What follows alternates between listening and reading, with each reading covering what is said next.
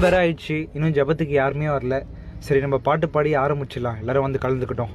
வல்லமை உண்டு உண்டு, அற்புத வல்லமை இயேசுவின் இரத்தத்தால். வல்லமை உண்டு உண்டு, அற்புத வல்லமை. சர்ச்சுக்கு யார் போறாங்களோ இல்லையோ, நான் ஃபர்ஸ்ட் போயிடணும்ப்பா. ஏசப்பா வந்துட்டு பாருங்க.